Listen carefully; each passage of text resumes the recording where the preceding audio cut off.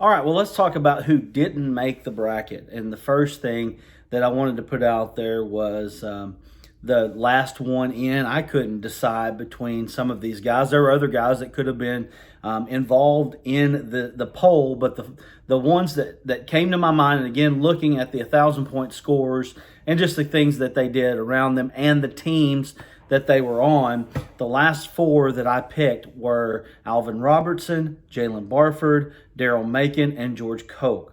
Okay, and of course, if you don't know those guys, obviously Alvin Robertson was a NBA guy, a top 5 pick there by the San Antonio Spurs, I believe.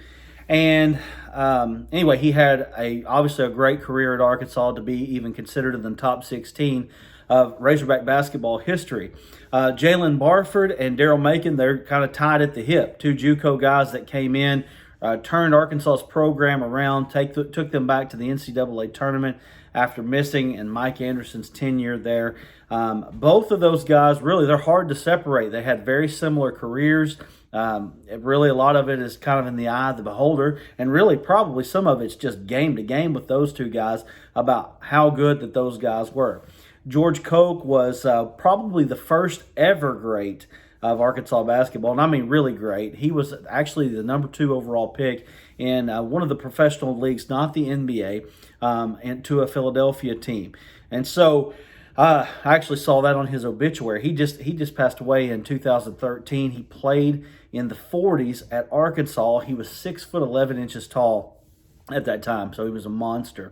And so those were the 4 that I put out. Alvin Robertson made the bracket from your votes. Obviously, a lot of people responded to that, saying that Alvin Robertson probably shouldn't even have been on that bracket. Again, just looking at things the way I look at it, we'll see. This is all about how good they were at Arkansas. And so the guys that didn't make it, some people will disagree with. George Koch, Daryl Macon, and Jalen Barford, those 2 guys, 3 guys there, they didn't make the cut. Of course, they're right there on it, and there's some other guys that were right there on it as well, including, and probably the one that most people are going to have the biggest problem with, is Joe Johnson. Joe Johnson played a year and a half at Arkansas, folks. He was a Prop 48 kid out of Little Rock Central, possibly the greatest talent to ever play at Arkansas. But as far as just his career at Arkansas, he's not even a 1,000-point scorer. Scored just over 700 points in his career. Of course, he was an incredible player. And again, in a year and a half, that's still pretty good. Missing 10 ball games there, he could have pushed for that 1,000-point scoring, or 11, however many ball games he missed his first year. He could have pushed for that 1,000-point scorer just with a little bit more game time and game action. His teams didn't do a lot, although he was a part of the SEC tournament championship team there.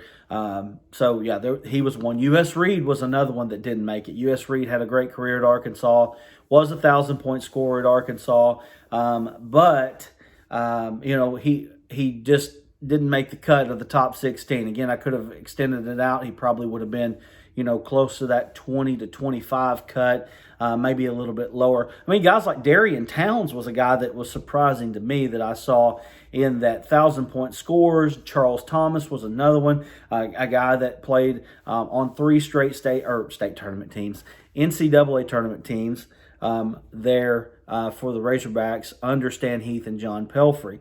So there were guys that could have made the cut but just didn't make the cut. Plenty of guys that probably I'm not even called. Dean Tolson is another guy that comes to my mind right now. Dean Tolson and Martin Terry are very similar players back before the Eddie Sutton years and the Lanny Van Eman years of Arkansas basketball. So there's a lot of great players to choose from. We had to make a cut somewhere. I cut it at 16. Alvin Robertson was your pick to get into the bracket. So, guys, I just hope that you will enjoy this as we look at the greatest of all time.